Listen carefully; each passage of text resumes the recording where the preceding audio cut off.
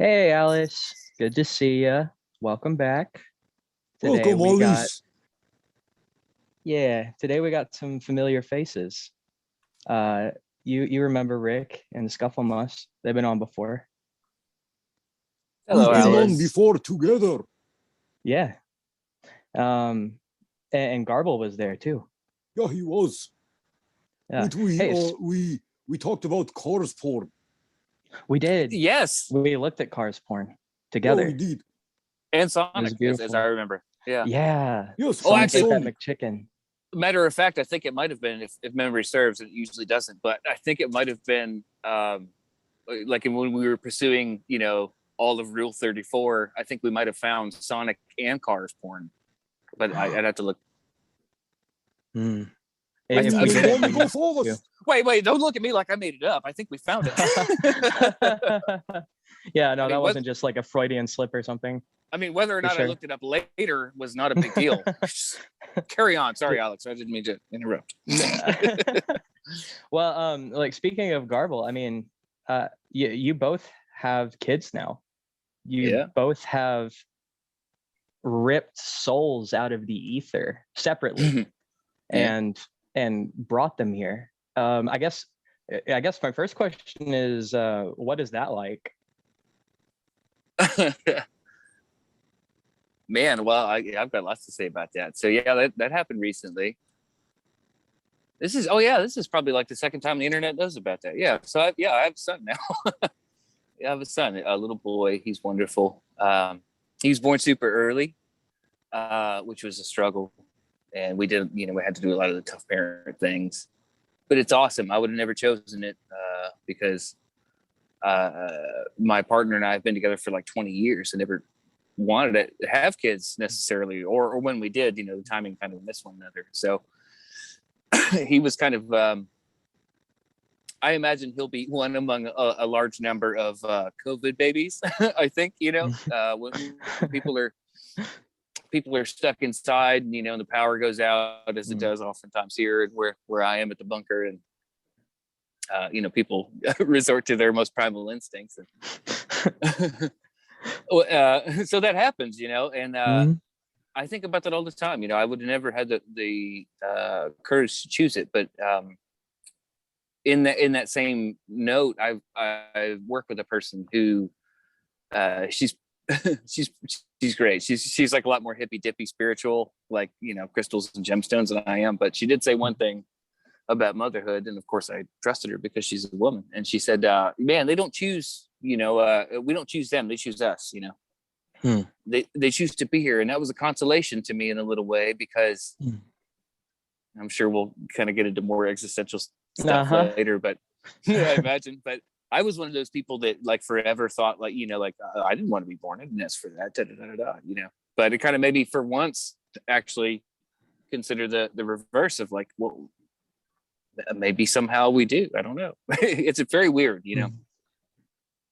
That was my experience. But I was also super lucky because I didn't have to go through the experience like my partner did and like Scuffle did, where they actually had to poop their, our spondling out. So, I mean, I'm curious to hear about that experience for sure, because I know what it looked like from a human front, and it wasn't great, but I would like the troll perspective on that. Scufflemoss, what is giving birth like? That's a funny question. So giving birth to my spawning Garble, it was messy. So That what tracks. happened is I actually have a video about it out there somewhere. I was playing video games, and I had just been playing video games for too long. And as I've expressed in previous things that I've done, if I don't irrigate my root in a fair amount of time, it gets backed up. It Very makes dangerous. baby forest roll. Well, he built up in there, and I felt like I had to poop, like a lot. So I went to the bathroom and I passed out for 3 hours. And when I came to, it was like a load was lifted from my bowels. And I just walked out of there, no problem at all. But apparently the tub was a mess. And that's where Garble was found. He was found being able to walk, which is incredible considering that I pooped him out. But it was an experience that I'll never forget because I'll never remember it. I think it's pretty progressive too. I think it's really progressive that it was a water birth. That's pretty cool. Yeah. I wouldn't say it was a water. It was my own water that broke, that filled the tub. Oh, I Muddy, see. Oh, okay. scary, disgusting water that caretaker had to take out in buckets. Still technically a water birth, though? Yeah. In my water. Yeah.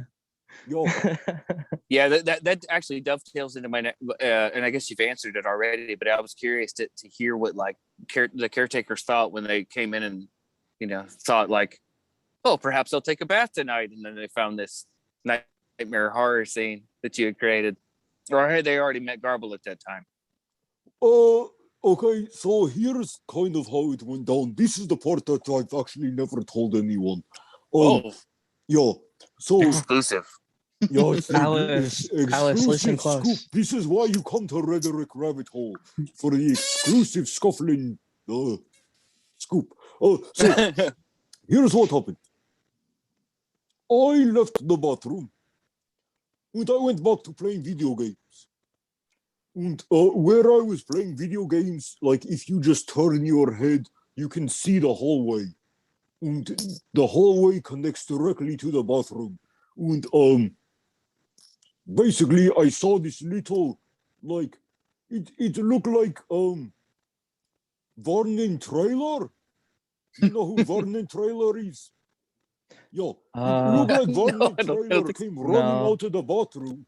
He looked both ways and he said, "Ah!" And I was like, "What the heck is that?" And that's about the time that caretaker came into the house because she heard screaming, and she saw the little forest troll, and she was like, "What the hell? Scufflemoss, what did you do?" And then I was like, "Nothing. I went to the bathroom." Then she said, "You were in there for 3 hours." I was like, apparently this is why. And, well, that's how we met Garble. Then the caretaker with the stupid hair, he came home from work, and he was like, "There's another one of them." And caretaker just said, "Yeah." That was it. They accept it. They're good people. Did you clean up your afterbirth, or did you make caretakers do that? I helped. They give me sponge, and they gave me like some kaboom, and I sprayed down the tub, and I tried smearing it, but it just made it worse. So I think they had to call like a professional cleaner. I know one. I think his name was Ben Wilkinson. He does Plan 9 cleaning. Yeah, he came and he must have done that. I didn't see the rest of it. I got too grossed out. It looked too much like poop. Yeah, I imagine like the scrubbing bubbles guys coming in through the tub and fixing it all for you. Well, shout out to Ben Wilkinson. If you ever need your afterbirth cleaned up, you know who to call now. That's right. Talk about a niche service, but the man is there. You know, Ben, anytime, day or night. Ben will do it. That's his job. He do it good. But yeah. So the afterbirth. I tasted it. You did. See, that's great. I was actually going to ask because, you know, a lot of times humans scuffle. I don't know if you know about this, but I mean, not so much anymore, but a lot of times humans will take, you know, the placenta, you know, and kind of cook it and eat it for nutrition or good luck or what have you. So is that a similar thing to what forest trolls do? Well, it wasn't necessarily a forest troll thing so much as I was just curious about how it tasted. So I took a finger of it, I ate it. It kind of tasted like, that Mexican candy, Lucas? That's what it tasted like. I don't know. Well, if you happen to be in a neighborhood that has Lucas candy, give it a try. It's kind of spicy, sweet, and salty. It's weird. Okay. Good to know. See, I feel cheated. I didn't taste any afterbirth or anything. It was pretty normal. I did, however, get to see a human placenta. Would you guys like to know what that's about? Yeah, I would actually. Yes. What was that about? It was actually pretty cool. So one of my biggest takeaways from when my son was born, because it's a lot of things happening at once, and especially because he was early, there's a period where they kind of shuffle him away for a few minutes and make it so he can live in this world before he's meant to be here. And while that was happening, the main doctor, she was speaking to my partner and I, and at one point she turned to me and said, "Would you like to see the placenta?" And I thought, yeah. I mean, when's the next time? Probably never gonna happen again, right? Hopefully. So she turned it and she's just holding it and she's showing to me, and this is like the sack, of course, for maybe a few people who don't know, this is the sack that actually goes around. They do when they're in there, and it's crazy. On the inside, she goes, "Well, the tree of life." And I said, "Yeah, I'm familiar." And she flipped it over and showed me this purple thing that looked like you remember the face huggers from Predator? Mm-hmm. Or not Predator, I'm sorry, Alien. Yeah, it very, very much looked like a face hugger from Alien, but purple. And what it is this giant trunk of nutrition stuff that goes out and feeds baby. And the way it looks is legitimately like a tree, and that's where the tree of life came from. So that did knock me out, because I'm usually not like moved by stuff like that, but it was such a singular experience. Wow. And then also having that imagery to take away with, like, it's pretty cool, and that was definitely an experience that knocked me out. The Wow. that little that face hugger thing is pretty cool. When you get to see it, it's pretty wild. That's nuts. I didn't know any of that.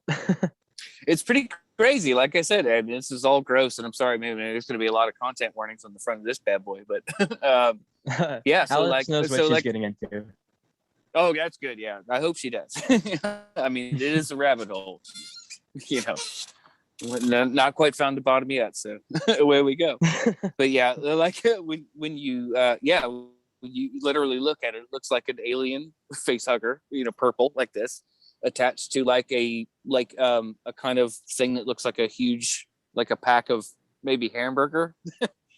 And what that is like a package of fat and stuff that's meant to protect the baby. It's pretty crazy. Like, I don't know. When you see it, you go like, man, biology makes some pretty fucking crazy, technology. It's pretty nuts. Like, yeah, to watch it all come together. It makes you I think if anybody has kids and doubts evolution, they're crazy. Arguably, nature makes better technology than people do, in a lot of ways. It's crazy. You know what's weird though, Alex? Have you ever seen those maps of like the way people settle like over time, and a lot of it is like you'll start to see electric lights, like an overview of electric lights, but the way it works, like around like water, waterways and whatever is attractive for people to move into, the way it grows, it always looks like veins and stuff through a leaf. It's really crazy. So like it kind of makes you feel like there is maybe some sort of connection between, it's all connected. It all well, comes together. And yeah, like there is some kind of design, but the question is whether it's there whether it actually gives a shit about us enough to talk to us. You know, that's kind of the religion thing. I like where your head's at. So let's keep that going. Oh, good. So like on the concept of babies, what? So like, what do you think it's like before we come here? Do you think that people actually are born when they're born? Or do you think something, well, maybe an idea like reincarnation, or like, I don't know how to ask this question, but I hope you guys are following me. Yeah, I'm with you. I love the idea of reincarnation, and I think where I landed is something similar. I think, like, you know, the old idea of we are stardust, we are golden. You know, we all break down into molecules. You know, I mean, and get reassembled somewhere. I think we do probably live multiple lives, but I think they're probably billions and billions and billions of years apart. You know, just and whether we remember those or not, that's a whole other thing. You know, that I think that's always super interesting to think about. And then, like, when I think about, like, okay, so even if you are reborn, like, at what point do you have consciousness? You know, like, how valuable is that? I don't know. Yeah, like what even difference would it make? Oh, kind of, or something like right. that. Right. Scufflemoss, do forest troll souls come from the same pit that people souls do, or is that what? Where do forest trolls come from before they're born? Yo, that's racist. But I'm still gonna answer it. So anyway, the forest trolls, we don't know if we have souls because, like, first Just off, like people. I'm the only forest troll that I know about. I've never met another forest troll, especially not a domesticated one like me. I'm the equivalent of a house cat. But the fact still remains that forest trolls as a culture have only been recorded in a book that only I am capable of reading. And it sucks. It's boring. There's only like 2 tales in it. And it's all about the big tree that we believe was an old god. And that old god, supposedly, it made forest trolls. But, you know, we don't know that.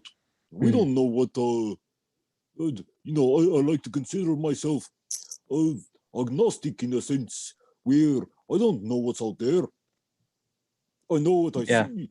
But in this case, where our souls come from,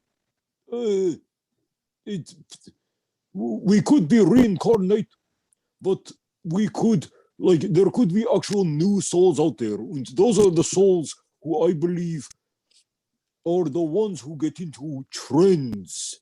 And they tend to fit along with the rest of the world as it's evolving. Those are the new souls. Yeah. Then there's the old souls who still recollect things from the past. And somehow it correlates with some sort of reincarnation. So I guess, yeah, I would believe in some sort of reincarnation. I just, you know, the idea that there's no end kind of bothers me. I know what you mean. Well said. And on that note, my next question was what happens after this, but you guys kind of already answered that. No, we didn't. Time's a flat circle, man. Just like the earth. Just like the earth, man. Time's a flat circle. Okay. Y'all just crazy because we all know that the earth is a square. Yeah, you're right. I'll quit being a square denier. I'm sorry. Square earth denier. So Scufflemoss, did you have more to say on? You just have to be Oh, go ahead. No, On please, where go we ahead. go? Yeah, where we go. Okay, so that's a difficult question, because where we go is a question that really none of us knows. Because upon dying, really all we are experiencing is the firing off of synapses as we are, our brain is shutting down. That's So- specifically why I ask everybody, is because none of us know. So I like to get as many ideas about it as possible, I guess. Yeah, Anyway, go but ahead. You know how there's people who they say that like they were about to die and their brains are shutting down, but they are resuscitated. So then they come back and they say, I saw a light. Well, that light is all the neurons and stuff firing off, right? Mm-hmm. So, we haven't seen the other side yet. So I can't say that I can, as a forest troll, that there is something. As a creature of this planet, I don't know if there's anything. But, it would be cool for people that want to continue the life cycle to be able to continue said life cycle in reincarnation. And that would be cool. That would be cool. My problem with that, and I think it makes sense, but my problem with it, as far as like, I have to just come to terms with it, and that's my problem. But like the breakdown of the ego, like the idea of waking up as someone else, is terrifying. There's an anime about that right now. Oh, really? Yes, there is. If I could remember the name of it, I would say it, but I can't remember it. I'm trying to get my camera right. But I could send it to you later. But it is about a man who, in his current life, was a jobless, do nothing. Like, as the Japanese term would be, nito. He was a neat.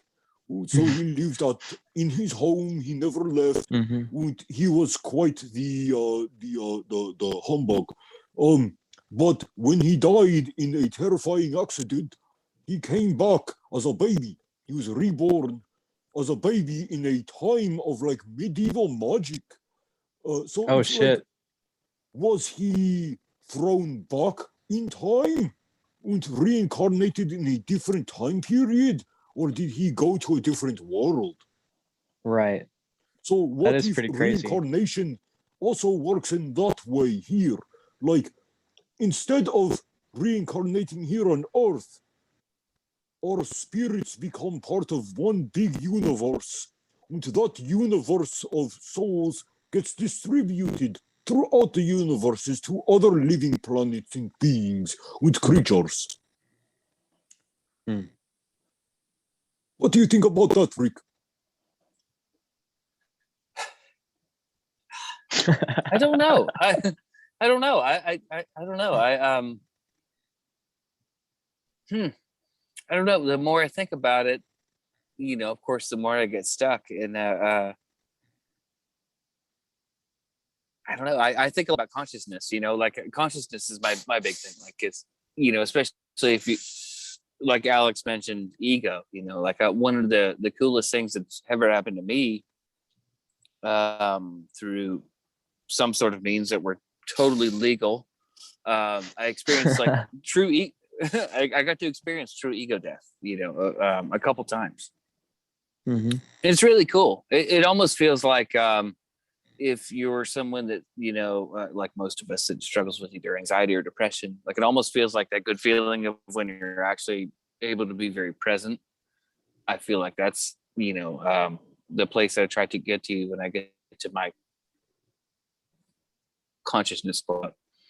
But there again, like you think about the things that can turn that off. Like that's the way I often describe a lot of psychedelics are that, your consciousness is sort of the whatever that thing is, whatever you want to call him. I call him the driver, but he's the one sitting in the chair, turning all the levers, doing the things. And when you start to take psychedelics, well, his screens shut off a couple at a time. He's only looking at one or two at a time, and that's why everything looks so crazy. You're interpreting through them through that filter. And the best thing that happens when that occurs, that's hard to describe to people that haven't gone through it, is that it opens up the possibility of, well, my senses can totally fucking lie to me at any time. And so my consciousness is constantly being lied to. And it makes you wonder, like, like of all the things you perceive, like what are you actually taking in and all that. And to me, it makes that very clear. And I think oftentimes about, like, well, that driver, like he's maybe the being that when we die, when our shells expire, maybe the driver is the thing that gets shot off into nothingness, to much like Uncle Bezos's dick. He gets shot into nothingness. That sounds yeah. That's what I hope for. That's what sounds nice. And like, I guess the question is, how much luggage does the driver take with him? Does he take his memories? Because I guess now that you're mentioning it, Rick, because I've been there. I've been to that ego death place through similar means. Sure. And I think the problem, is that what you mean? yes, that is what I mean. Okay, that's what I thought too. What was this? I'm sorry. I'm dumb. I'm sorry. No, I'm a good derailer. I'm sorry. That's on me. It's okay. I'm good at derailing too. That's why we get along. Discord.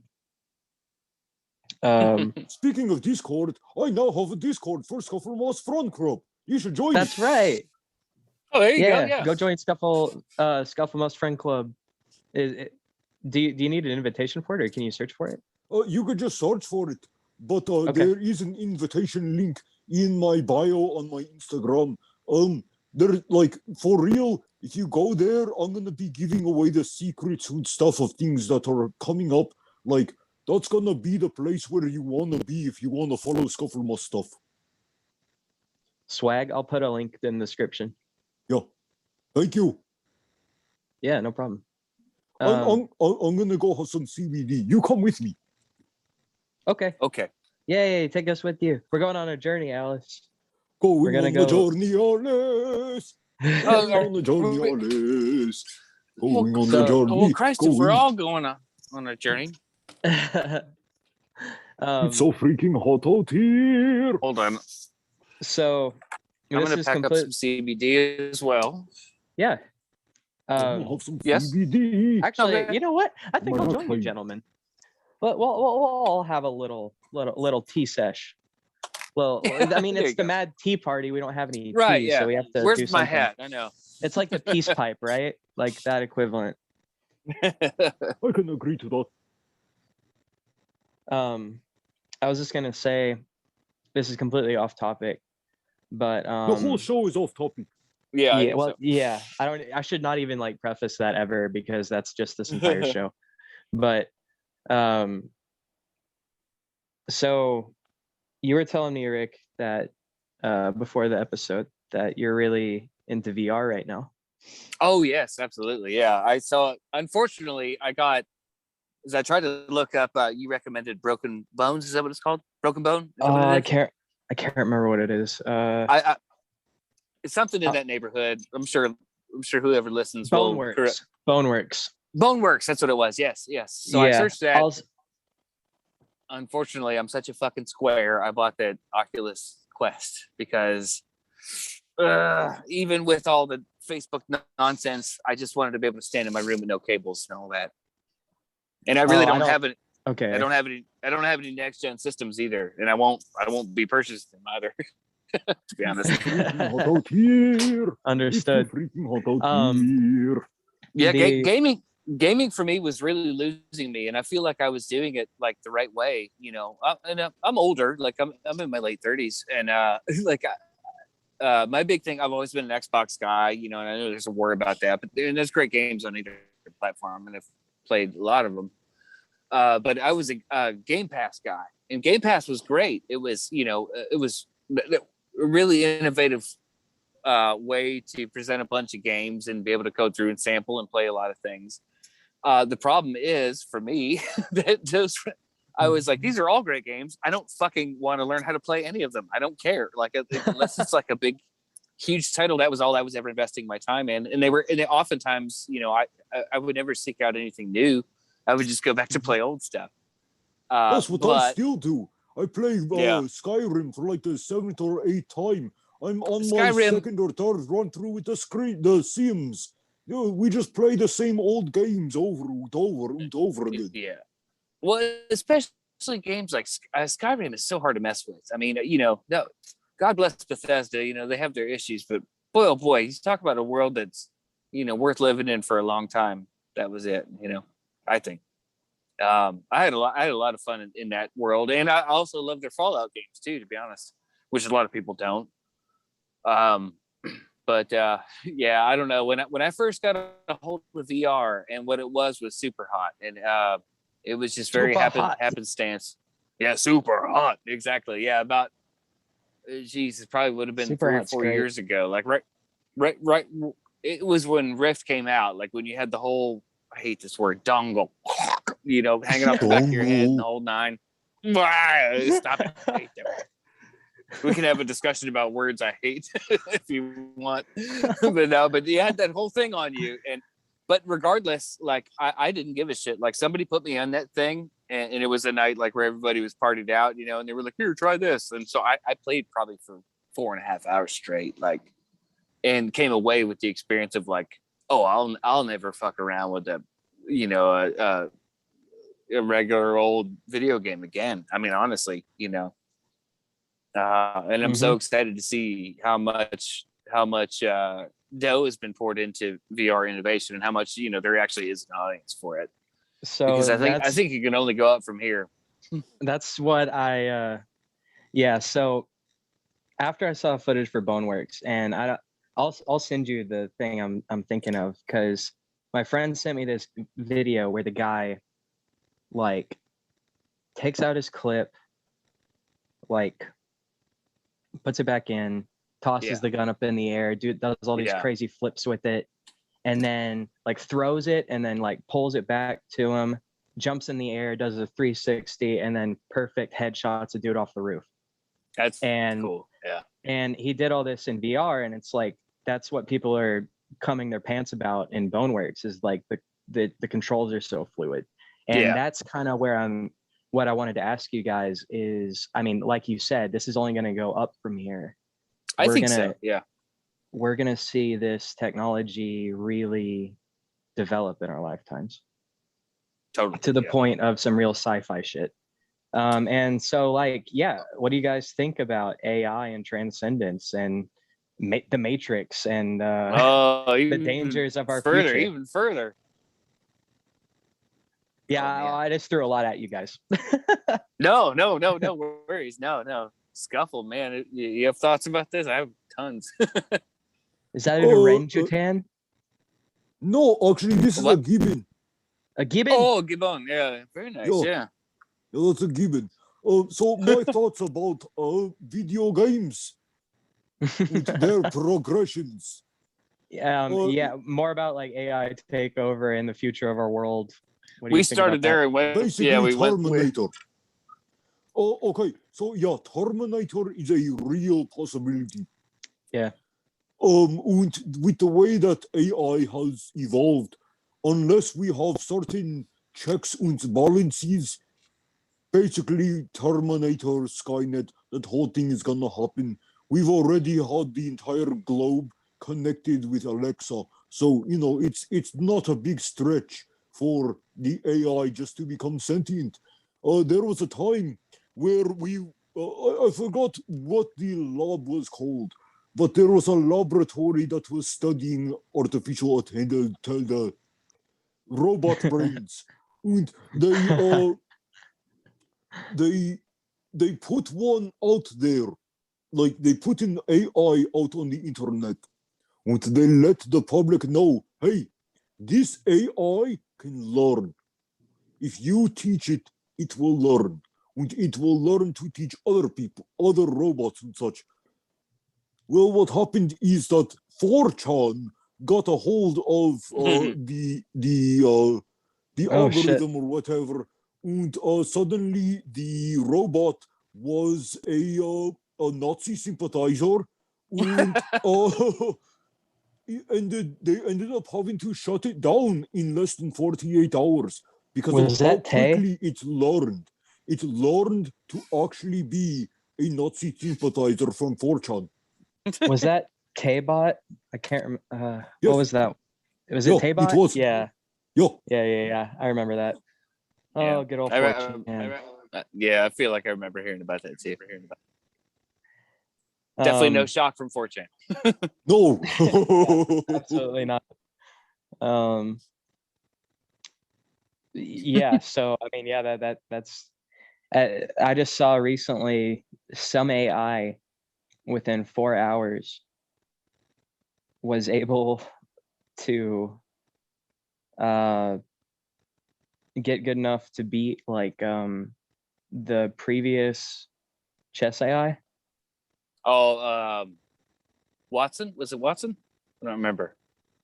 I can't remember. I can't There's- either. Yeah, but I know who you're talking about. Yeah. Yeah, just AI is getting insane, you know. It's like Yeah. I mean, I guess But Are you I guys- derailed this entire question. Your question was about video game AI.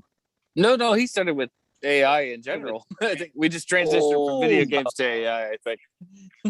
I guess I'm still trying to. I guess what are you guys?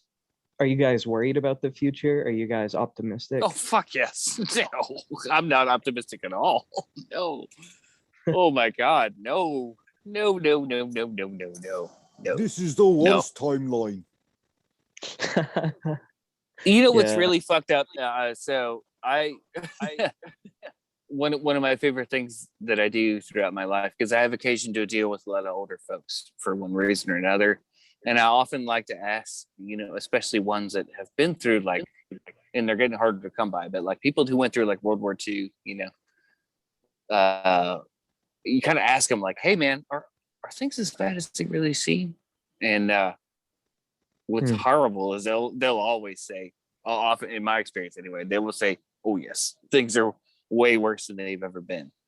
But the grain of salt that I always take that with is that we also live now, and they do now. You know, they were born in a town where they may have been lucky to get 150 miles from their birthplace to now they've survived long enough to go through a world war and live in the information age. So that, you know, they're also being bombarded by the same 24-hour news cycle. So is it a matter of just awareness that scares them so bad, or is it just that the world is just worse now?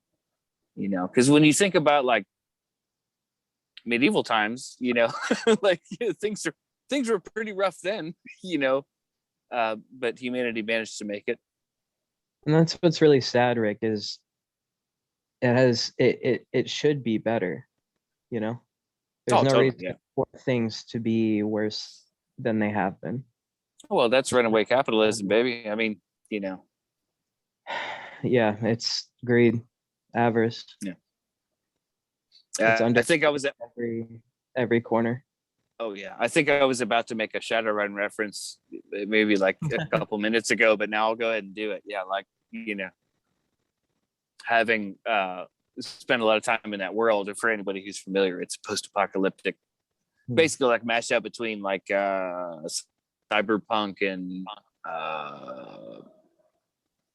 Lord of the Rings, I guess, you know. Okay. So like imagine orcs, elves, trolls, all that existing magic existing in the cyberpunk world. That's Shadowrun. But I think about that a lot too, because I know it's always been the hook for me. I'm like, woof.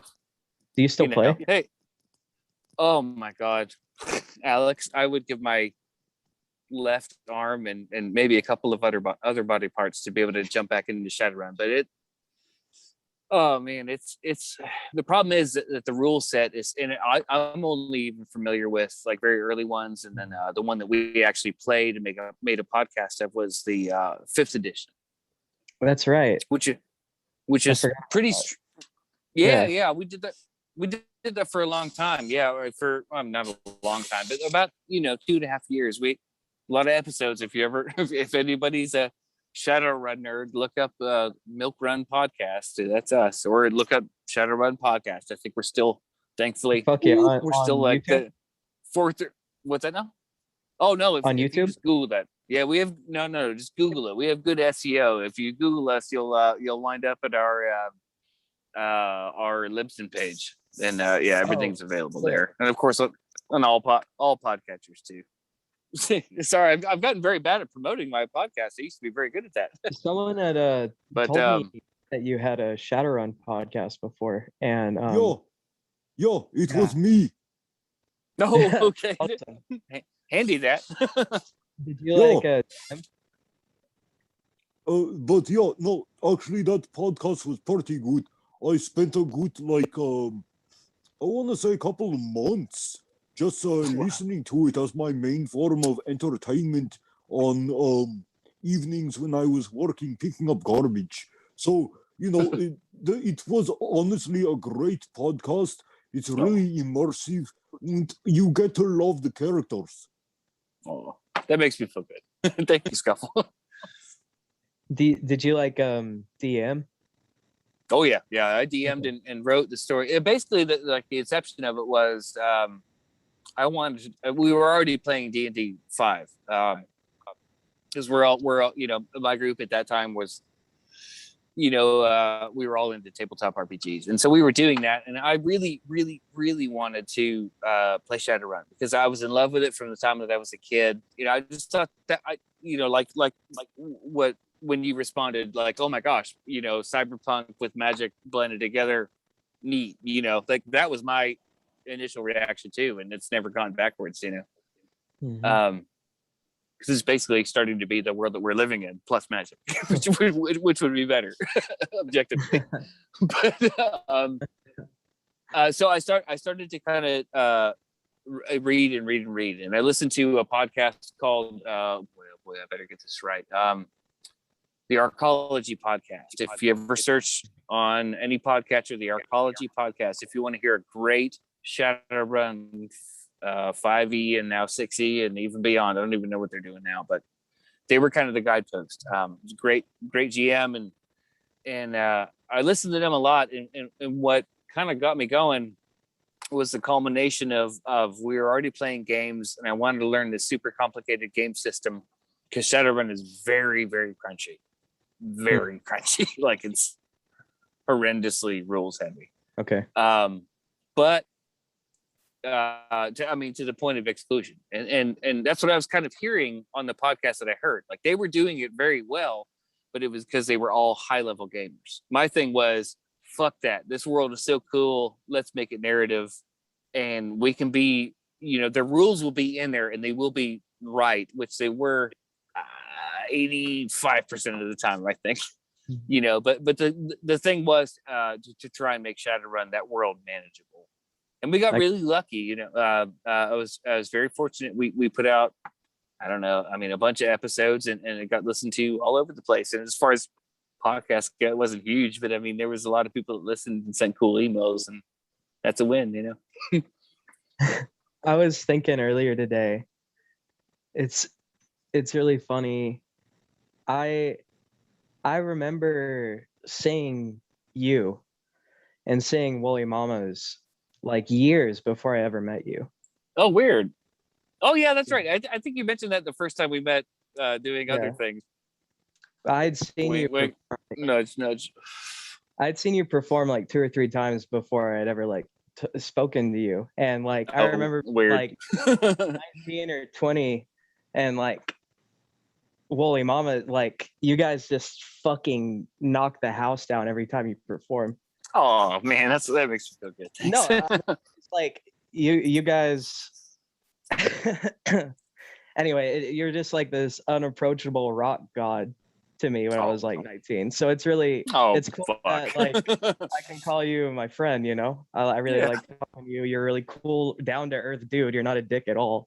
You're not like pretentious. Like that's the thing. You're one of the most talented people I know, hands down, and you are not pretentious about it at all.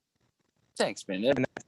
Yeah, you're so down to earth and like so cool. This is like super super humbling. Like I want to turn my Alright. camera off now. I'm done Well, jerking you. I'm gonna continue just piling the praise upon Rick All right, because now I'm Rick definitely is turning about my my camera off. favorite person, like my favorite human male on earth. He's super nice, and he's really cool, and he plays video games, and he plays guitar very well, and I mean, honestly, I've got nothing bad to say about Rick. So, just stop being so humble and accept it. Okay, I will. I'll take it like a home cooked meal. Yes, thank you. Thank So you guys to very much. Alice, if you're paying attention, Alice, if you're still with us, please worship Rick Patoray. Alice, there's still time. Do you want to get in on this hand job with me and Scufflemoss? Come on. Alice, that's not necessary. I mean, Okay, well, it's maybe it's next only time. five. It's only 5 hands big. It's fine. It's There wouldn't. I mean, kind of running out of room. there. That's me being humble. Okay.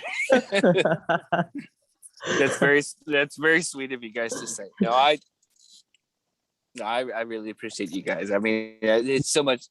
It's just really cool to be involved in such a creative community Yeah. and And Jeez, I'm guys. so. I want to ask you too. Like, you've. Oh well. First of all, like, are you from here originally?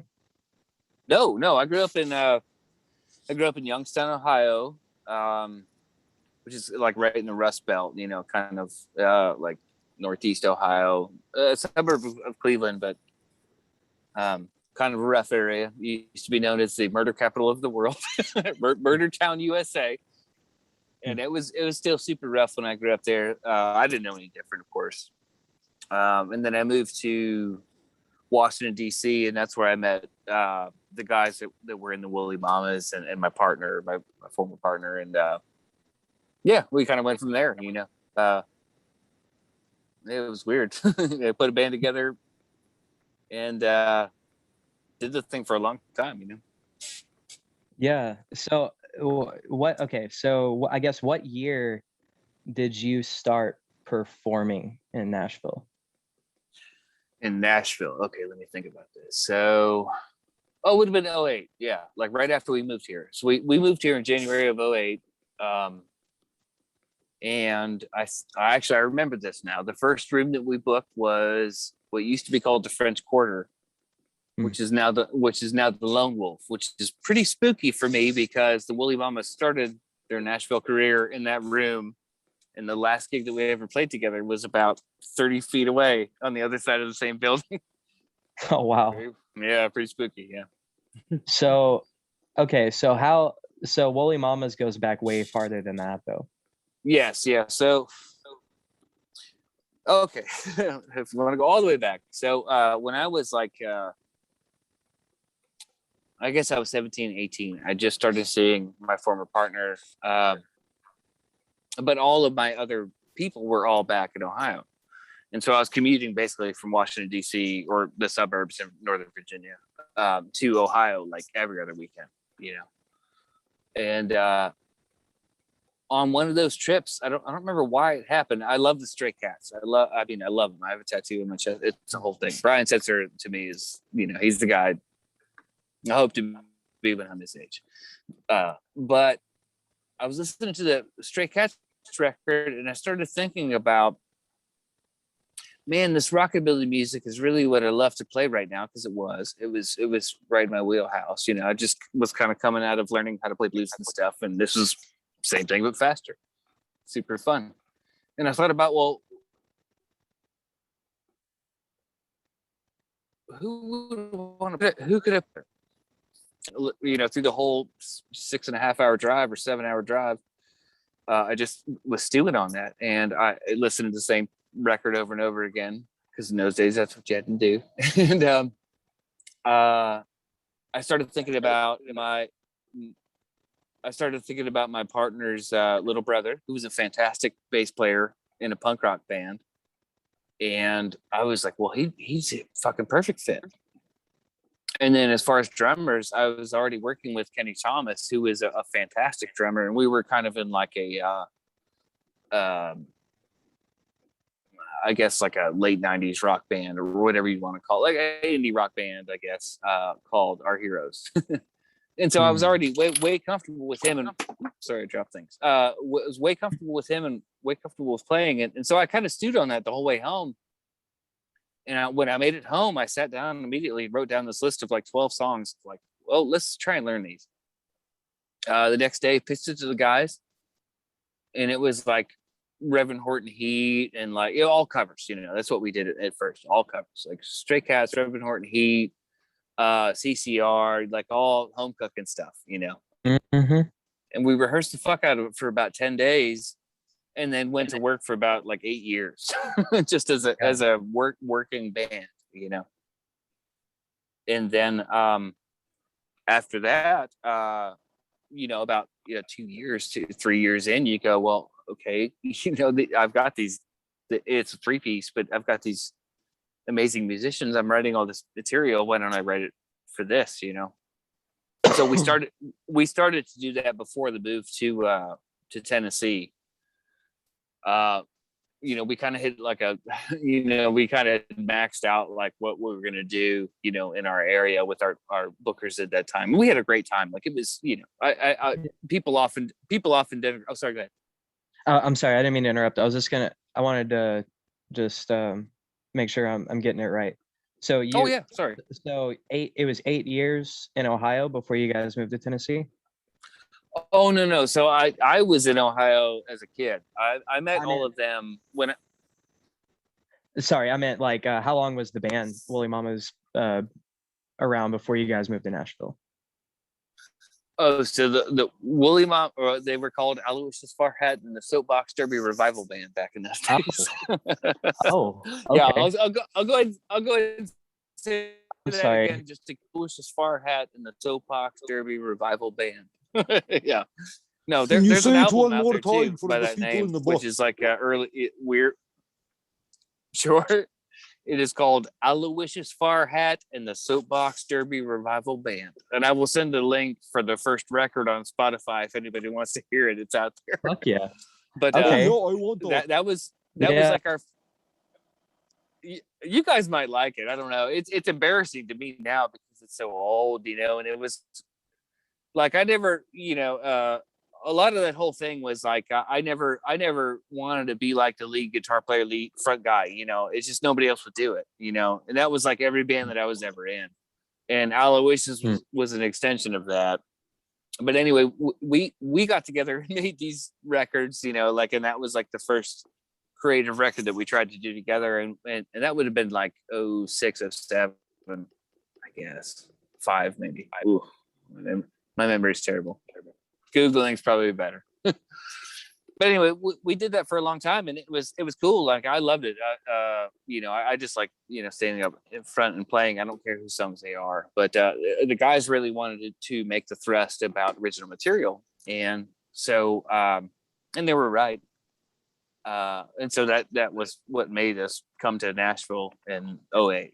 And so so Zach and I came here in January of 08, and then Kenny would have been here probably like 2 or 3 months after. Gotcha. And then we started working right away. Yeah. Kind of like fell back into old bad habits, Right on, man. So, okay. So back in 08, this was a very different world here, I imagine. Oh yes, absolutely. Yeah. City was way different back then. I didn't really start coming around till like 2015. Because you're a Murfreesboro guy, right? Actually, I grew up in Fayetteville, Tennessee. It's like right above the Alabama border. Yeah, I know where. Yeah. Okay. I didn't know that. Okay. Yeah, and I moved closer when I was around. Let's see. Yeah, it was like 2015. I was like 18.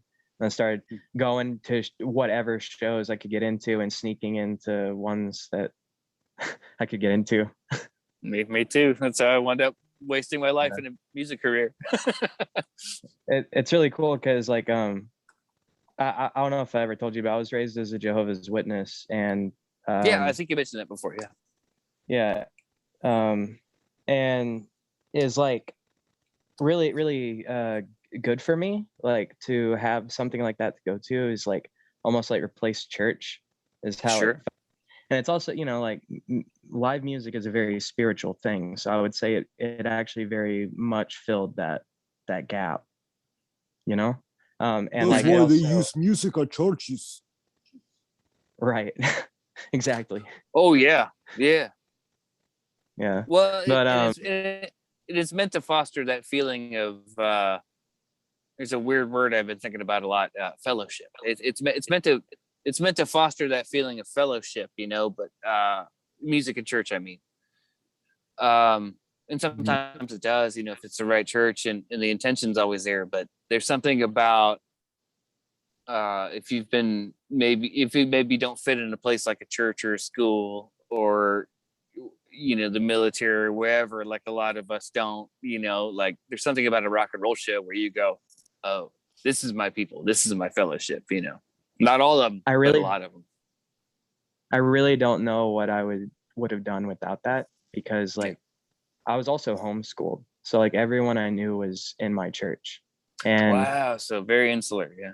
Yeah, and Jehovah's Witnesses are very like, if you leave, no one's allowed to have any kind of contact with you. So like, Right. I moved out at 18, and like I didn't know anybody.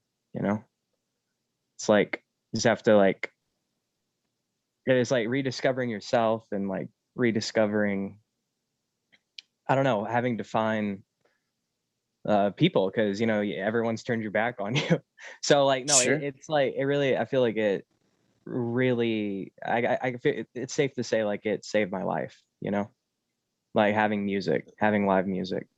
And I guess It's awesome. Yeah.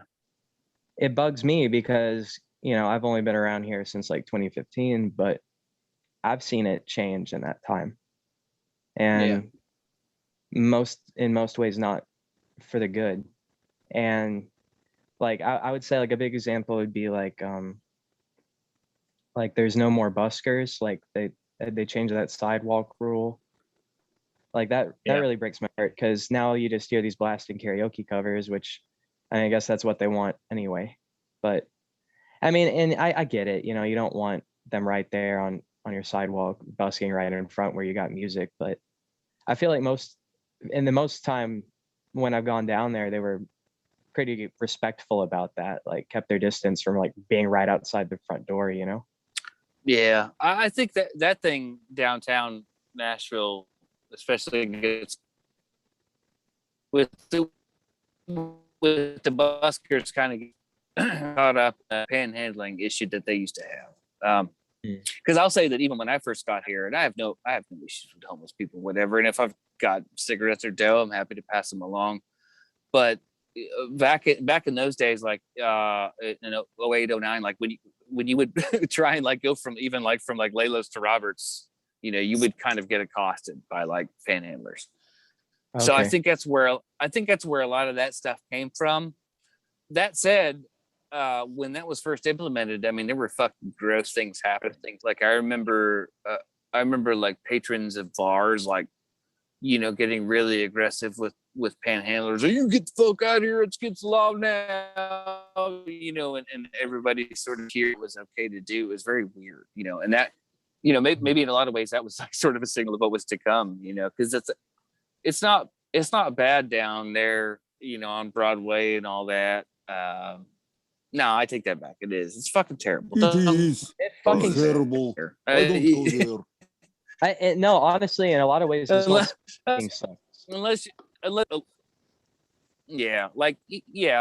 all changed. Like when I first moved here, I was like everybody. I think I was just at that end of it. I was at the nearer side of it, or the farther side of it, rather than nearer now. Like when I first got here, it felt like, well, Austin's full, like all the people that are like, fuck Austin and fuck all, their property prices, we're going to come here. We're coming to Nashville because it's a cool, small town, which in a lot of ways it still feels that way to a degree. But it was like a smallish town with all the amenities that you could want, except for good Italian food. I'm sorry, I'm a Yankee. I'm just going to throw that out there. Nashville, your food was garbage 10 years ago. Thank you, Nicoletto. And Joey's have Pizza. You had Maggiano's? About to Have say you that. had Maggiano's? You know, I'm actually a bigger fan of the Olivier Jardin. They really knock it out of the park for me. Yo, that's just white people food. Oh well, I see. No, I grew up in a weird, like, specific part of Northeast Ohio that's very particular about our Italian food and food in general, just because, like, there's a huge consolidation of awesome food. Kind of similar to Chicago. Like, if people go to Chicago and you go like, wow, everything here tastes good, it's amazing. It was kind of like that in our weird little Rust Belt town too. So when I first moved here, I was definitely a red sauce pizza Nazi. It's gotten much better. Let me say about Ohio pizza, because I've had a singular pizza from Ohio. Okay. It was good. I liked it a lot. Yeah, that's all I got to say about that. Okay. That's all right. I'm glad we're in agreement, because I don't know how to shoot cannonballs across Zoom, but I would have figured it out. I'm just kidding. Yeah, no, there's weird like blogs and all that kind of thing about, like, the pizza places, especially from my hometown. It's very it's very weird. It was the only thing they have going for them, so fuck, give it to them, you know. Christ, it's good red sauce. So to pull it back just a little bit, it sounded like, if I'm hearing it right, it sounds like panhandlers ruined it for buskers, and that's why they've cracked down on buskers and just in general. I would imagine that's a lot of it. Yeah. Yeah. Just because it was, you know, it was, you know, if you talk about white privilege and privilege in general, it was very weird to go from, you know, like one bar to another and be accosted by so many people, you know, because it was kind of like, it wasn't like one person, two people, three people. It was like kind of like a Walking Dead situation back in those days, you know. And it was intimidating, to be honest, and not cool, because it just made you feel guilty, because you didn't even have anything to give everybody, you know, like you just anyway. So that, I think maybe that's where that started from, and then it was, of course, you know, enforced aggressively, like they do everything here in the good old South of the United States of America. And I'm sure, you know, the busker thing just grew out of that. My uncle told me once that a previous governor here, I don't remember which one, but it was like back in the 80s and the 90s, said he was going to, like, fix the homeless issue, which is like part of what he ran on. And then when he got elected, he just shipped a bunch of homeless people to Atlanta. Oh yeah. Oh yeah, man. Yeah, that was huge. Yeah, busing especially in the 70s, 80s, 90s, that was very big. You know, and even New York City tried to do that. I think it was it might have been Giuliani, as a matter of fact, when he was mayor. Basically, it was like, well, we'll fix the homeless problem. Here's the fucking bus ticket. Go somewhere else. Like, what does that fix, you know? Yeah, how's that gonna fix anything? It's crazy. There was an episode of South Park about this. Really? Oh, really? There was, and Cartman sang a rendition of Tupac's California Love. But it was Nice. California is good for the homeless. California, they love the homeless. In the city of Santa Monica, they love homeless. In Santa Monica. And they just kind of played this thing and led the homeless away from this strip mall that they were accosting at this kind of like a Night of the Living Dead 2 thing, where people were stuck inside the mall, but it was homeless. And they drove them all the way from Colorado to California and unleashed the homeless people in Santa Monica Pier. Oh, the pier especially. That's very posh there. You guys, have y'all been there? The Santa Monica Pier? Yeah, I have. Yeah, me too. Actually, so it's a trip. If you've ever played Grand Theft Auto, you've been there. You pretty much have seen it, you know. But yeah, it's pretty posh area. Like, so it's kind of. See, really, if they were trying to ship the homeless somewhere, they should go like, you know, they need to go like probably 60 miles north on the 109 and drop them fuckers off of Malibu. It's like that'd be the thing to do. Say, yeah, talk about that. Maybe that is the thing to do. Say, okay, sorry, rich person, you lost your vineyard in the great wildfires in Malibu, but we'll subsidize you to sell this land to an up and coming farmer. And make like maybe you could take that same land and make like a farming community of formerly homeless that takes over. There's a movie that I watched recently that's kind of interesting about a homeless lady living in a van. I believe it's called The Lady in the Van.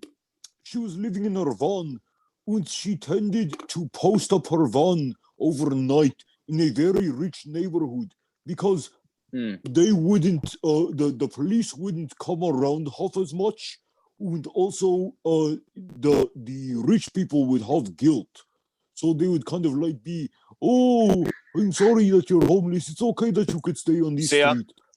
Yeah, so I'm calling bullshit on that right there. Yeah, that would never happen in the real world. No. This was like in like the 70s or 80s. Oh, that makes sense. Okay. And it was also in England. So, you know, it's a different country. But yeah, it's on, I believe it's on Amazon Prime right now. So if you want to stroke Jeff Bezos' flaccid penis, you can do so by watching Lady in a Van on Amazon Prime. If you want to help launch Jeff Bezos' rocket dick. Have you guys ever heard, you know what I keep thinking about since I don't know, I don't want to do current events, but I keep returning back to the current events. I keep returning back to the fact that billionaires are shooting themselves off into space rather than paying taxes and helping at all. Think about Jeff Bezos' dick in space. So I mean, I think I'm glad he got like. I'm sorry. I'll quit cutting you off. Go ahead. No, you're fine. I was gonna say I really hope in his heart it hurt him that he got beaten by the Virgin Atlantic guy. I really hope that it was like a consolation. Like, well, I did this. What's his name? Richard. I can't remember, but I did this 9 days ago. Enjoy your time, Jeff. Supposedly most rich person in the world. But what I keep going back to is, have you guys ever heard that it's from it's got to be the late 60s or early 70s. You guys ever heard Gil Scott-Heron? Uh-uh. No. Okay. So this is a poet. He does this poem called Whitey's on the Moon. Oh, Whitey's on the Moon. Have you heard Whitey's on the Moon? Yes, I have. I love that. What's that guy's name? It's something to Gil Scott-Heron. Gil. Heron is Heron. Yeah, Scott-Heron. Yeah. Yes. It's a great poem. I've been thinking about that because I remember I used to hear it when I was a little kid. I was a huge, I still am. Well, I'm not like I was, but I was an avid listener of the Howard Stern show. Just because to me, back in those days, pre-internet, like that was a huge connection to. I mean, I felt like I was in New York City, had some contact with it. You know what the world's about. And he would oftentimes open his show with the tape of Whitey's on the Moon as a goof. Because it sounds funny if you hear it out of context. I mean, the poem goes something like, a rat bit my sister Nell yesterday and Whitey's on the moon, is the opening. And so immediately you go, what the fuck is this guy talking about? Dark as fuck, but it's so upbeat. But boy, oh boy, is Whitey on the moon right now, man. Like, I mean, more than ever. Good Lord. Like that's so apt, Rick. Like, I didn't think I don't think I put that together. I'm sure I've seen that posted somewhere in social media, but I mean, like I said, it was definitely one of the first things that I thought of when I saw that going on. I was like, wow, Whitey's on the moon, And here we are, you know, in a drowning planet. Super positive podcast, guys. No, I mean, that's the thing. Like, I mean, I do this to have fun and talk, but like, I think it's also important to talk about these kind of things because not enough people are actually doing it. Yeah. Like, there's a lot of people talking at people. There's not a lot of people discussing things, you know? Yeah. Yeah. And I think, you know, a lot of people, like I'm a little bit older, you know, but like a lot of people criticize the younger generations for being apathetic or whatever, you know. And I don't think that's the case. I just think like you know, how long can you get? Like at a certain point, things don't get fixed unless somebody complains, you know. I think in a weird way, culturally, it almost feels, especially after like COVID and all that, like it almost feels like bad form to complain or something, but or talk about how hard life is. But no, man, you know, we absolutely should, because these are, I mean, there are, you know, we're really at a point where the whole world needs to come together or not, you know. Right. And so like we were talking about the state of the world earlier at the beginning of the episode, and like how like you made an excellent point where if you talk to old people, they'll tell you that it's worse. And like that's my experience as well, talking to my grandparents, you know, and just, you know, anyone over like 65, 70, like, yeah.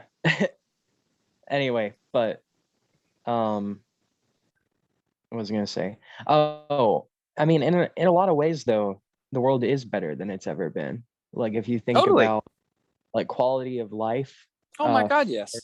Quality of life for some sucks still, but I mean, it's still better than it would have been 20, 30 years ago because of technological improvements. Even if it's not directly affecting them, then, I mean, you know, that's push and shove too, because we also have a lot of chemical waste and we're hurting the environment. But I guess in my uneducated, naive opinion, it seems to me that the world is better than it's ever been, but people want to keep fucking it up. And it's like, we're making it worse on purpose. Certain people are, not us here, but it's intentional.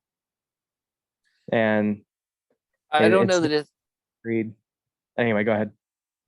I'm sorry, I didn't mean to cut you off. I don't ever think that it's intentional. I think it has way more to do with you know, a lot of people call it greed. I don't even think it's that. I think it's conditioning of capitalism to, you know, if you don't post a percentage of gains every quarter for your shareholders, then you're fucked. You're not doing your job. You know what I mean? And those people, you know, that run huge corporations like that are very much, I mean, they've kind of usurped governments at this point. You know, we're at that verge of that, talking back about Shadowrun. But like that's an excellent point. Yeah.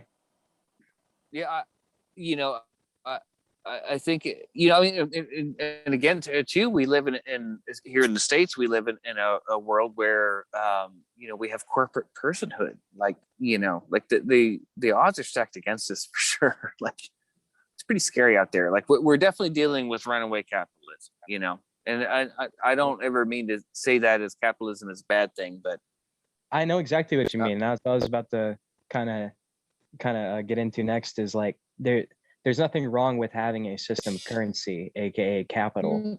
The problem is having a capitalist system where everything is centered around the money, where what you're talking about you got to meet your deadlines, everything's money. Like that's being a capitalist. That's putting that at the forefront, your epicenter of your life, of your value structure. That's the problem. We need money though. And that's where people kind of don't get it, is like, not saying this about you guys, but like certain people really don't get that. It's like, we still need a system of trade. Like, totally. Maybe we can come up with I've got lots to say about how it can be done. Alex, before you go on to the next discussion, I got to bow out of here. But you guys can keep on talking And, it's great being back on Rhetoric Rabbit Hole with you, Rick. And we need to do this again. This has It been a is. I miss you, Thank you Scuffle. so much, Scufflemoss. Yo, love We'll you see you. guys. We'll do this again Love soon. you. Bye. Love you too. Keep on scuffling. You too. No pooping babies tonight, okay? That's not a plan. Wrap up that root. Well, maybe you need to do the opposite of that. No wrapping. Unleash it all. There you go. Yeah, that's right. Let the spores go. Bye, You guys should plan. You guys should plan a show around that. Oh, yeah, that would be a good idea. I think so too. See you. Bye. See you, Cheers. Scufflemoss. What was it saying? Yeah, I'm sorry. I don't remember it. We've gone all over the gamut tonight. Oh, dude, we talked about everything. I won't keep it too much longer. I was just gonna say I it's don't have a heart out. it was we were talking about capital versus capitalism, and Yes, that's yeah. that's the problem with anything, right? Is people want to take it to the absolute extreme, and so Yes. like that I would take you can flip the coin the same way. There's Mm-hmm. nothing wrong with having social systems like free healthcare. Mhm. I don't think there's anything wrong with that. But then if you try to take that to like its penultimate conclusion, the government doesn't allow you to trade. Everything is provided to you, like Right. if you want to take that as, and I think of like, well, we need to find balance. We need to just like have money, but don't make it the epicenter of our lives, Yeah. find other things of value. And I remember we were gonna talk about different forms of currency, like how we can make it. And like I think maybe we're kind of at the same place, but crypto is just I'm a fucking crypto guy. Yeah, I was getting ready to say, yeah, that's my jam, man. That's I've, for one reason or another, wink wink, I have a certain reason, to have a lot of investment, not financially, of course, because I'm poor, but personally in crypto. And I think based on first of all, the technology is too smart to go away. Regardless, we're always going to see blockchain technology. Yeah. But the prospect of the financial inclusion that crypto presents is, I mean, like it's kind of, next to music, it's become my life's work. Like I think it's such a great thing. Like I want to see mass adoption of cryptocurrency so badly in my lifetime, just because I think it's going to be such a huge step in improving the world that we live in. Yeah. Like my head's at the same place. No, I was just agreeing. Go ahead. Yeah. I don't think it's hyperbolic when people say it's the internet of money, like Andreas Antonopoulos. He's if anybody's out there, not sure about crypto, look up Andreas Antonopoulos, the internet of money. It's the best 30 minutes you'll ever spend. Because that guy can actually explain it. Oh man, are you not familiar with him? No, I'll check this out after the episode. Oh man, I'll send you links too. Maybe you can link him in the description too. Yeah, no, Andreas, he's a super genius, of course, and he's like a way early adopter, like super early computer guy. And he gets all of the technology, especially Bitcoin. Like Bitcoin is really his passion. He believes in Bitcoin.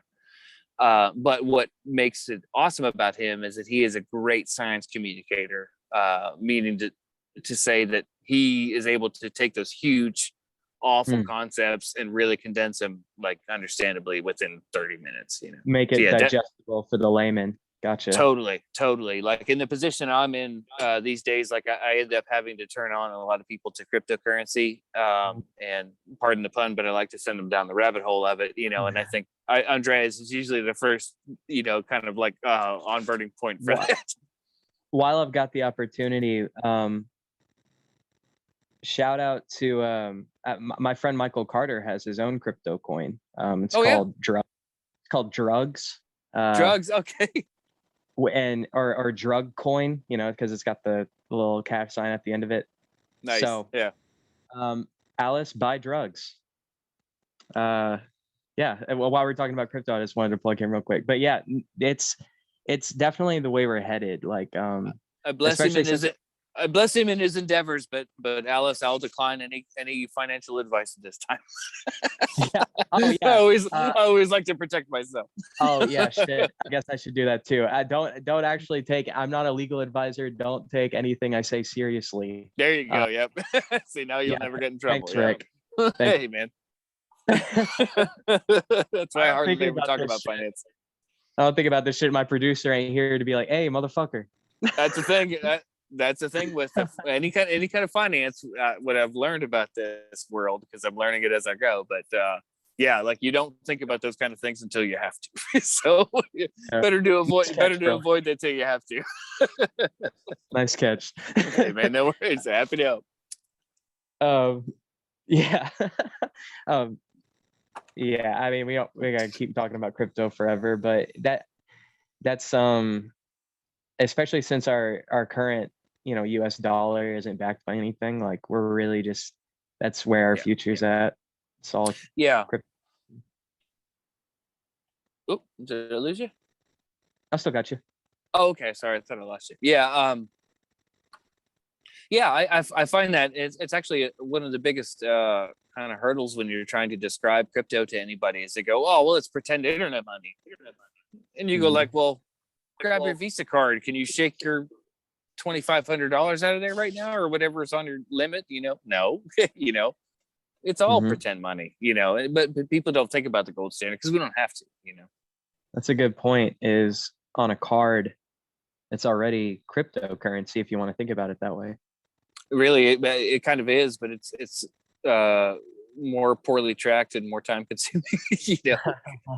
That's the thing, is the blockchain is just smarter technology. Like even the climate. Sorry to go on and on about crypto, but I'm passionate about this. But the climate against it has been horrible, especially for the past 2 months. China totally banned it. Most of the miners, probably like 40% of the mining pools had to move somewhere else to resettle and, find hopefully, green solutions for mining, which I think they are, because most of the players that are already in that game plan to stay there forever. So they're ready for regulation, Why doesn't China like Bitcoin? Is it because they can't control it? Exactly. Yeah. It means outflow of money. That's a big thing. Got it. That's why a lot of what do they call there's it's not conserving wealth, it's there's a name specifically for that, but I can't remember what it's like, repatriation or something like that, but I can't remember what it's called. But yeah, and that's what a lot of cryptocurrency is used for. So imagine you live in the United States and you are a Mexican immigrant and you want to send money back to your family. So if you want to do that Western Union, you're going to have to do that now in and out of the United States and in and out of Mexico. Everybody's taking their percentage of your money. So say you're sending $100, it's $65 by the time it winds up to your relatives. But there again, if you send that money in Monero, transfer it to their wallet, it's frictionless. You pay a transaction fee of a couple of cents of a percentage, and your currency's there. I mean, it's just a better system, And that's the thing, is I don't know that cryptocurrency will be what it's meant to be. Is the trustless system that it should be. Where I'm one party, you're the other party. We each have a set of public and private keys. If I want to send you $50 right now, I can do that, and nobody ever has to know about that. But it's all recorded on the ledger. Got it. That is perfect, ideally. Yeah, I mean, it just makes the most sense. It really does, and of course, there's ways to obscure that. That's the most basic transaction on the blockchain, but that's how it records everything. And that's what's the most amazing thing. Like people have proposed things like imagine the United States government puts out their annual budget, especially this huge one that's getting ready to come out with Biden. Like, so say like it's the infrastructure plan. Imagine that was put out on a blockchain. So here's this 1.3 trillion US dollars on a blockchain, every cent of which now will be accountable through a series of transactions that we can look at forever. Wow. That's what blockchain is. It's just a smarter way to do banking, and it's faster. Wow. Even with the technological limitations now, it's just a smarter technology, and it's just not going to go anywhere. Yeah. So like the people that are playing in it right now are either like super pioneers. Big finance now is leaning in because it's safer than the US dollar, frankly. It's kind of less, inflationary at this point. Or inflationary, I think is the word. But yeah, it's really crazy. Like I think about it all the time. Like I said, just because I have cause to, because I'm in it. And yeah, I mean it's I don't think it's going to be, again, the technology that Satoshi Nakamoto designed, in the white paper, but it will be, I mean, it already is just a smarter system for tracking money or tracking anything. You talk about NFTs, smart contracts, all the things that are happening with it, I mean, it's pretty wild. Like, we're just starting to really see it. And I really think as long as the earth doesn't melt before it's possible, like when my little boy is, in his 20s, like maybe even teens, cryptocurrency is going to be how things are done. Yep. Yeah.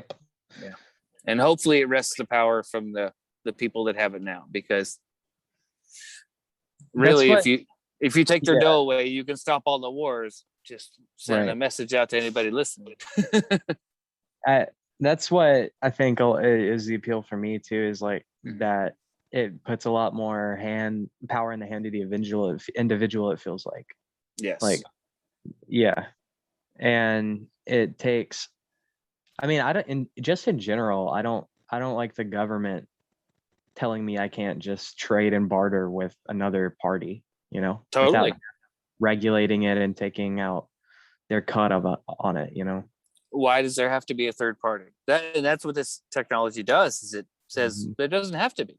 That's why when you say it's trustless, that sounds like a bad thing. Well, no, it's a great thing, because that means I don't have to trust that it's going to work, because it is, No, these motherfuckers. Yeah. What I mean? But that's what's great about it. Like the same thing with smart contracts, like, on the Ethereum blockchain. Like, the example that I use, and it's very primitive, but the example that I use a lot is like, say, I'm renting an apartment from you for $1,000 a month here in Nashville. That's, for that rate, probably 350 square feet. But say I'm renting that from you, and we set up the smart contract, right, where if I don't, by the first of every month, if I don't deposit $1,000 US into that account, then the electronic lock on the front door of my apartment doesn't work. I can't get in anymore. Oh, wow. So that, like, think about that, like, and that's a very basic form of that. But it basically, that's what makes it trustless, is it fulfills, or it sets rather a set of conditions that have to be either met or not met. And if they are, this happens. If they are not, this happens. It makes it very binary, and it takes human flaw and out of the equation. Totally, because things are either met or not met. 1, 0. Yep. It's pretty interesting. Awesome. Yeah, there's a lot of stuff going on. I mean, it's pretty wild. Yeah. Sorry, I didn't mean to go on a whole tangent about this, but no, yeah, I like talking about it. I just don't know much of anything about it. So it's like, I mean, I'm interested to hear you talk about it. Like, cool. Not I'll send you. That you're an expert or anything. Just no. Nor do I claim to be. I mean, I still am, novice-ish level. I just happen to. Compared to me, you know a wealth more about it. Yeah, send me stuff. I'll look into it. It's something totally, I've been wanting to learn more about. So I'll be happy to. Yeah, like I said, for you and again for anybody watching, like Andreas Antonopoulos. Yeah, he's definitely the easiest source to understand Bitcoin. And if you start with Bitcoin, you can kind of go from there. It's because some of it feels really dense. And it's very easy when trying to explain it to get off in the weeds, clearly, like I've done, I'm sure, 100 times. But it's like, he's very good at like condensing all that, tough information and making it very palatable. So hopefully that's helpful for everybody. There's one more thing I'd like to talk about if you got time. Yeah, totally. I have no heart out. Yeah. This is something I just been wanting to tell Alice about. Like, so I was watching. Do you know who Jordan Peterson is? Yes. Yeah. I was watching an interview he did recently with a young woman that escaped from North Korea.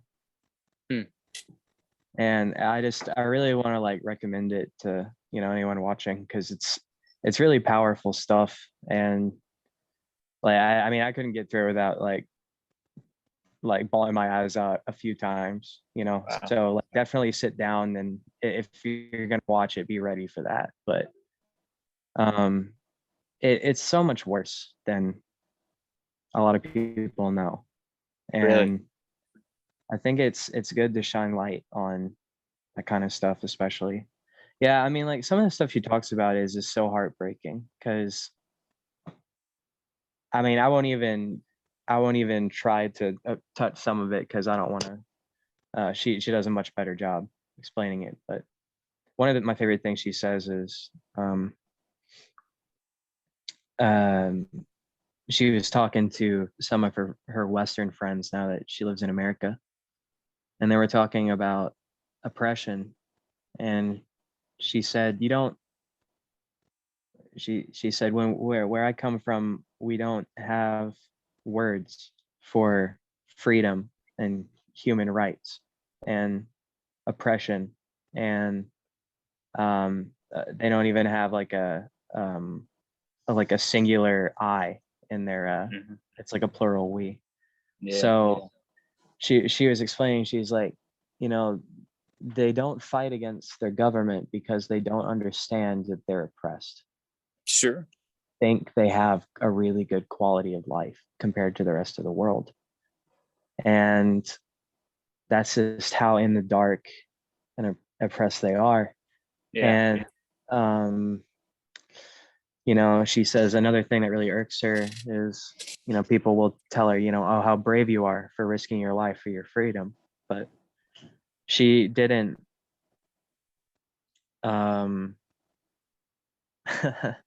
she said she was going towards lights, referring to China, and like she was just looking for food. She didn't even think about like escaping or survival. She had no concept of what freedom meant, so she could not have even wanted it. And that's one of the things she really drives home and emphasizes, because that's a wild thing to think about. Yeah. And her story is so crazy. Like she gets out of that, and like years later in South Korea, she goes into a bookstore and she just picks up this one book because it looks like it'd be a pretty light read. It's kind of small. Sure. And just coincidentally, it turned out to be Animal Farm by George Orwell. Wow. Yeah. And that's it. It blew her fucking mind, She's like, I mean, it's so sad, but so beautiful, because she talks about like, coming from where she came from, she can't trust, like she has really bad trust issues, especially with government. So like, even if it's not North Korea, she doesn't trust the Chinese government. She didn't trust the South Korean government, right? Well, nor should she in any case, but like, on some basic level, you have to at least trust that you're safe, I guess. I don't know. Or hope that you're safe. Really. No one's ever safe. Well, yeah. As they bust in the door, yeah, I know.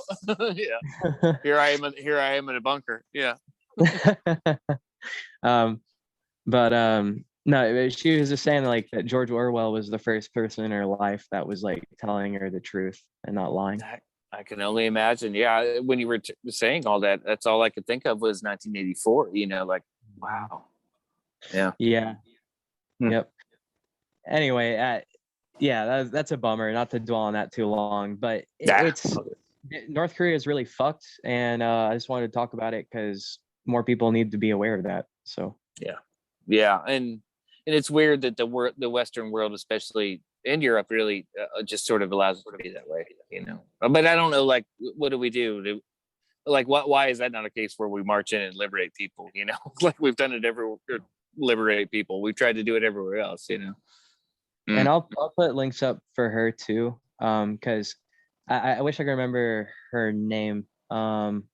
She's written books as well. It wasn't just a podcast she did. She's like pretty prolific journalist and has talked about her story pretty extensively. So I'll find out what her name is and put links up. But yeah. Cool. Yeah, I'd be keen to follow up on that.